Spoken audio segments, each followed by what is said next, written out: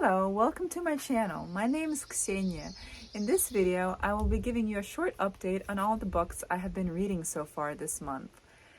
I have been actually really successful in sticking to my reading list, and I've actually finished most of these books. I'm still working on this one and this one. But I plan on coming out with more videos that give you reviews on them and more in-depth analysis on some of them. So I finished my Antonia. 5-star read. Very much recommend. Very beautiful, original.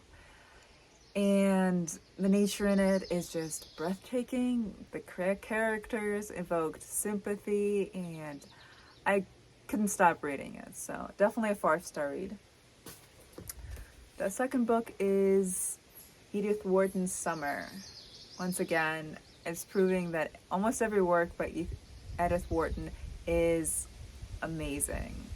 An author I will keep coming back to, and Marilyn French, who wrote the introduction, thinks this is her best work. Maybe it is. It totally blew me away with its sensitivity, with its depth, with the capturing of summer and young romances, and how it is to not numb out, how it is to feel deeply, how to experience nature and love and living as a young individual very deeply. I'm grateful I don't even live in these times, for sure, but I think it's relevant on so many levels to the lives we live now still, because society is very limiting, and we will benefit from having an awareness of our place in society and the seen and unseen forces that really affect us, and to live deeply, feel deeply. And summer's feelings are definitely captured here too. So the next book I also finished is The Summer Book by Tove Janssen. Johnson? I'm sorry, I don't know how to pronounce foreign, to me, names. This is a translation from the Swedish, I think. And it's set on an island, and there's a grandmother and her granddaughter who recently lost her mother. And their relationship is so well portrayed. There's so much playfulness in it. There's so much attention to detail of the island, the natural landscape of it. And it really gave me this sense of nostalgia for not having had these experiences with any of my grandparents.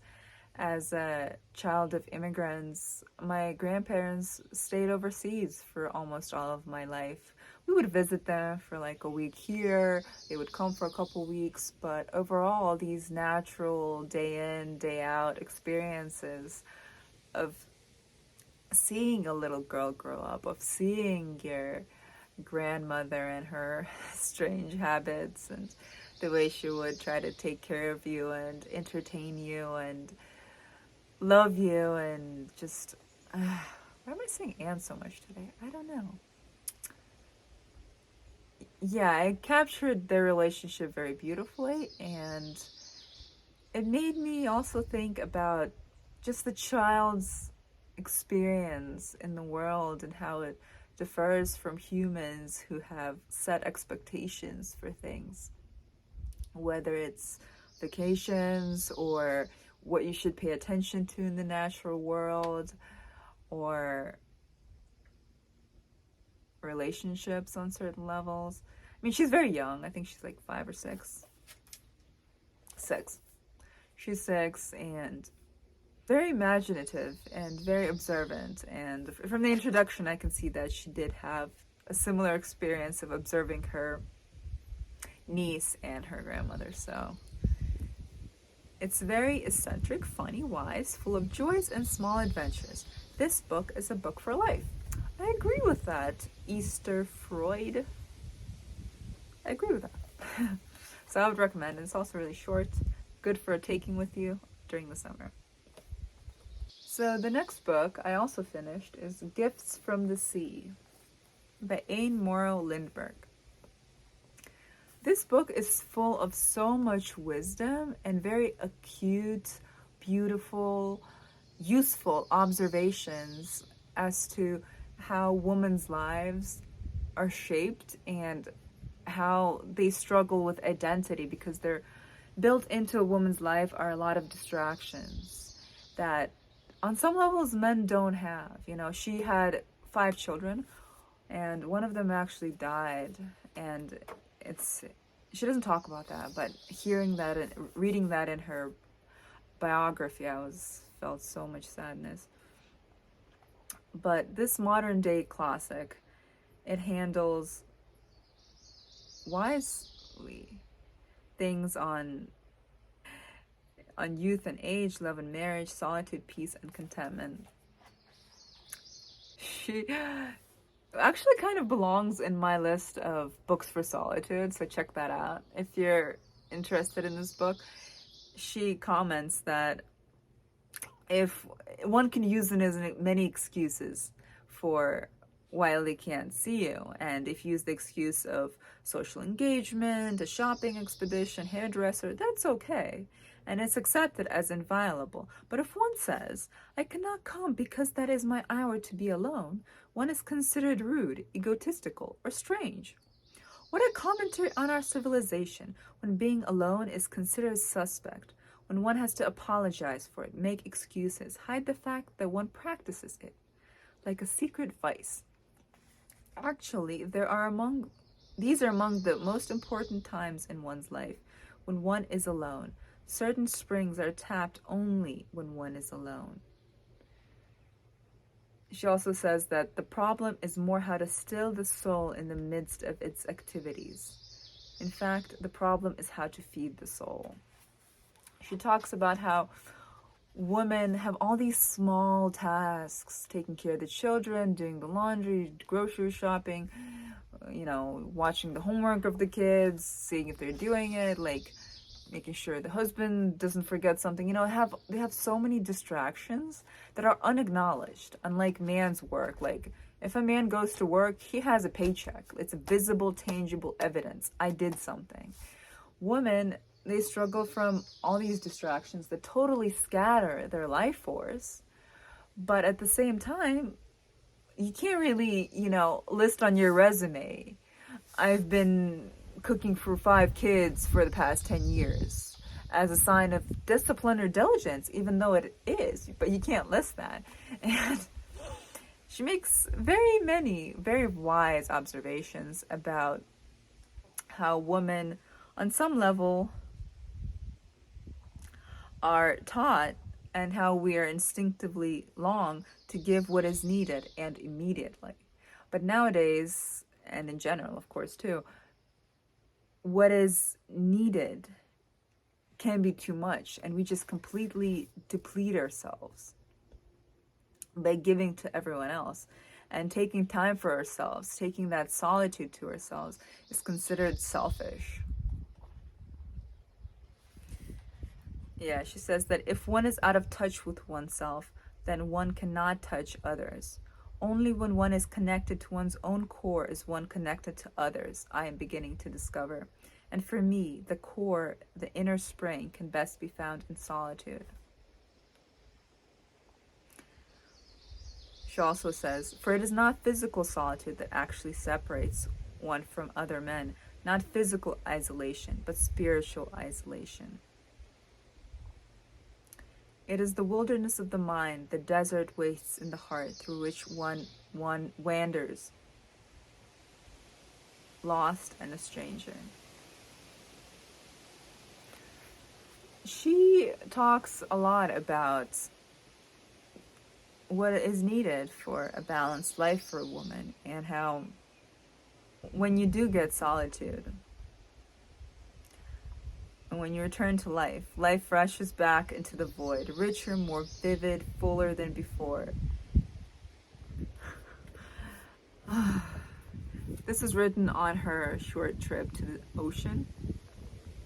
And she she's brilliant. Like, there's so many snippets of wisdom, I would need an entire separate video for them. She uses different metaphors from different seashells. There's the moon shell, there's the channeled whelk. She starts actually very early on by saying that I want, first of all, in fact, as an end to these other desires, to be at peace with myself. I want a singleness of eye, a purity of intention, a central core to my life that will enable me to carry out these obligations, activities as well as I can. I want, in fact, to borrow from the language of the saints, to live in grace as much of the time as possible. I'm not using this term in a strictly theological sense. By grace, I mean an inner harmony, essentially spiritual, which can be translated into outward harmony. She also makes a very useful observation that different times of the day are good for different tasks. And as a woman, it actually also even really helps to just keep this in mind so you can still the mind better. She says that the morning is for mental work, the afternoon is for physical tasks, the out-of-door jobs, and the evening is the time for conversation, and how all of these are indispensable to this wheel of life and spokes of our life. Yeah, she talks about the limitations of time and how middle age is an important milestone for women when they finally have time to themselves and they can rediscover themselves. But at that point, some women are so used to just being needed in a very direct manner, and they're so not used to solitude that they just keep looking for distractions, not even knowing what they're searching for. And that they also want that real deep purposefulness and meaningfulness that can be found in solitude, that can be found in artistic work, and just reconnecting to the soul. She very deeply moved me in her work, and this is one of the books which I know I will gift to women in the future, my friends as they grow older, people I know who are a little bit older than me and more in the midst of the problems she describes. A very beautiful book. Thank you, book lovers, for recommending this to me. Okay, and the last book, which I'm making progress on, is Thoughts in Solitude by Thomas Merton. There are a couple good quotes here, but overall it has a bit of too much of a view that is very rigidly, I think, Christian. So it's not as universal in wisdom, I think, in many ways, which kind of distances me from it. But there are some really good quotes, and I will read like one or two. This is from the introduction. In an age when totalitarianism has striven in every way to devaluate and degrade the human person, we hope it is right to demand a hearing for any and every sane reaction in the favor of man's inalienable solitude and his interior freedom. The murderous din of our materialism cannot be allowed to silence the independent voices which will never cease to speak. It is very well to insist that man is a social animal. The fact is obvious enough. But that is no justification for making him a mere cog in a totalitarian machine, or in a religious one either, for that matter. Later it says, to be a person implies responsibility and freedom, and both these imply a certain interior solitude, a sense of personal integrity, a sense of one's own reality, and of one's ability to give himself to society, or to refuse that gift. When society is made up of men who know no interior solitude, it can no longer be held together by love, and consequently, it is held together by a violent and abusive authority. I thought that was a really bold statement, but there's a lot of truth to it. Solitude is necessary for us to really love each other and for us to really see each other and listen and be able to be present with each other despite our differences, our different upbringings, our different lives. Every person, even if they have the same race or the same class or the same, mean income, they have a very different upbringing. And so later he also says, living is not thinking. Thought is formed and guided by objective reality outside us. Living is the constant adjustment of thought to life, and life to thought, in such a way that we are always growing, always experiencing new things in the old, and old things in the new. Thus, life is always new.